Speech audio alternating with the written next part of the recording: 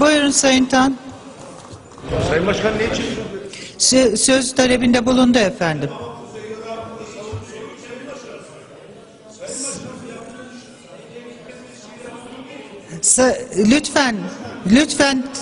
Lütfen bir konuya açıklık getirmek istiyorsa buyurunuz Sayın Tan. Devam edin Sayın Elitaş, lütfen yerinize oturunuz. Lütfen. Mehmet Bey. Çok rica ederim.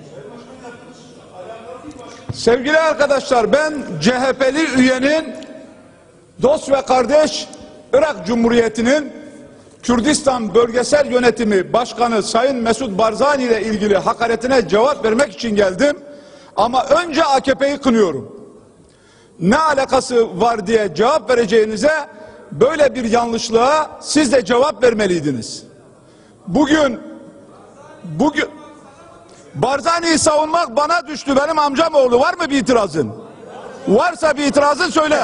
Ha. Sayın Tan, Varsa bir Sayın Tan söyle. lütfen üslubunuza dikkat ediniz. Sevgili arkadaşlar, burada diplomasinin, devletler arası hukukun, çevredeki dost ve kardeş ülkelerin hukukuyla ilgili doğru bir dil kullanılma mecburiyeti vardır.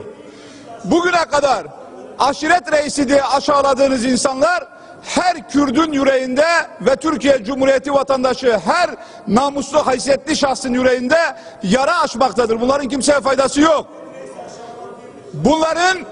Bunları hiçbir şekilde kullanmanızı doğru bulmuyorum.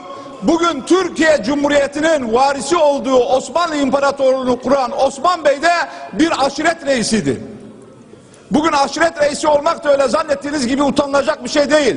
Keşke bir aşiret reisinin kültürü, örfü, adabına sahip olsaydı bazı arkadaşlar. Sevgili arkadaşlar, bu üslubu değiştirmek zorundasınız. Bugün Kürtlere olan bu kininiz nereden geliyor? Avrupa'da 6 milyon Arnavut var, 2,5 tane Arnavut devleti var. Arnavutluk var, Kosova var, Makedonya'nın da %50'si Arnavut. Çeçenistan özerk bölgesi var. Nahçıvan özerk bölgesi var. Abazaların, Acaraların özerk bölgesi var.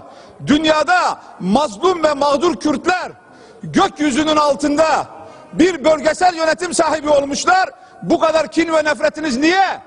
Bu kinle ve nefretle nasıl bir Türkiye kuracaksınız? AK Parti'nin gözü aydın olsun. Bu CHP olduğu müddetçe daha çok ekmek yersiniz ama sizde de bu kafa olduğu müddetçe demokratik bir Türkiye'yi kuramazsınız. Sevgili arkadaşlar, bu dilin yanlış olduğunu söylüyorum ve arkadaşımızın gelip bu sözünü geri almasını teklif ediyorum. Saygılar sunuyorum. Teşekkür ederiz Sayın Tan.